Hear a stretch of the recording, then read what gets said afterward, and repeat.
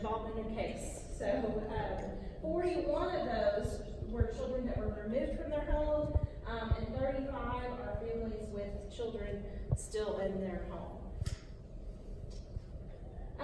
So real quick, just to kind of tell you, this first graph on top is every month we update our 100 families at intake. So we actually measure people in 14 areas and measure from 1 to 5, crisis to thriving. And up here you'll see that whenever they came into the office, 55% were in a transportation crisis, had no way to get anywhere, no money for a bus pass, nothing. So 53% did not have employment of any kind, none. No income either. So we even count that in the equation. Education, so 43%, when we call it crisis, it's because they don't even have a GED. So recovery, so 29% at intake were in a recovery crisis actively using, is what we call that. So you can see that those levels are, whenever it gets to 4s, that fourth one, which is 21%, that is stable. So only 21%, well, let's say 18%, because that's thriving. Those were actually not using and had not used for a good long while. Food, at intake, 33% were in complete crisis, no money to buy food and no food stamps.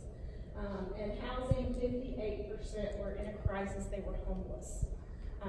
They were homeless or in such extreme substandard housing conditions that, it was just, it was a very bad, it would be considered homeless under Micanito, or they were doubled up with, 10, one-bedroom home or something. So, but what we do is every month we follow up to find out where, how our services, how our wraparound, how our community is coming together to serve these families and what those outcomes are. So we are continuously updating and tracking outcomes for these families.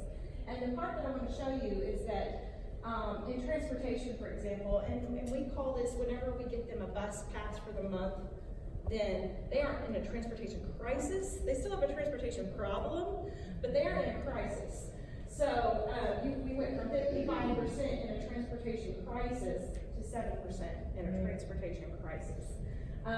We went from 53% in an employment crisis to 27%. So the difference is that people are becoming employed. And I love that stability one, because that really shows you not only that they have stable employment, is what we call it. So 21% had stable employment when they came in at intake, and as of August 31st, 42% had stable employment. So you can see people are becoming employed stably, and that's so important to us. Of course, education is a little bit more difficult. It takes a little bit longer for us to connect them to resources, but here's the thing. So 43% did not have their GED, but once they start classes, we move them over and start moving them kind of up the scale, like they've been connected to resources, they're attending classes. They're not yet stable, but they have been connected, and they are attending. So we won't count them as stable yet, but we will count them as moving forward.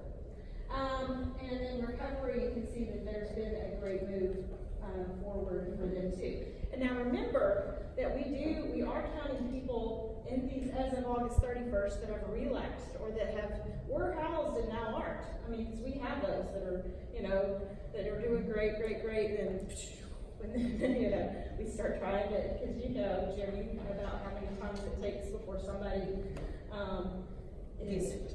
Yes. So we see that a lot, those relapses, and that's very, very sad. But we can, whenever we get to see these charts, and even though we're putting in, they were at a 4, they were stable in recovery, and now they're at a 1 again.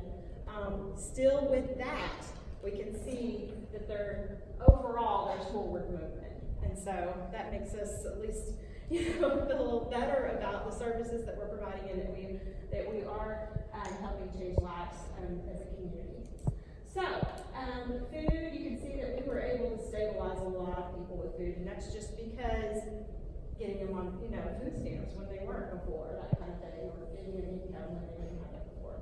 And then housing's also been a big area we've been able to avert crisis. And that's, we've been able to get a lot of resources together in this community.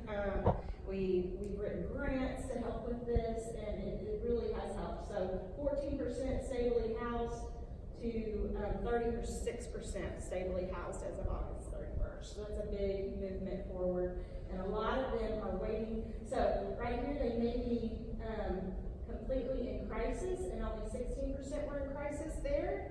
And that's because they've been connected to resources, and they have maybe a voucher for housing, or they're in a little bit more stable environment, but not yet stably housed.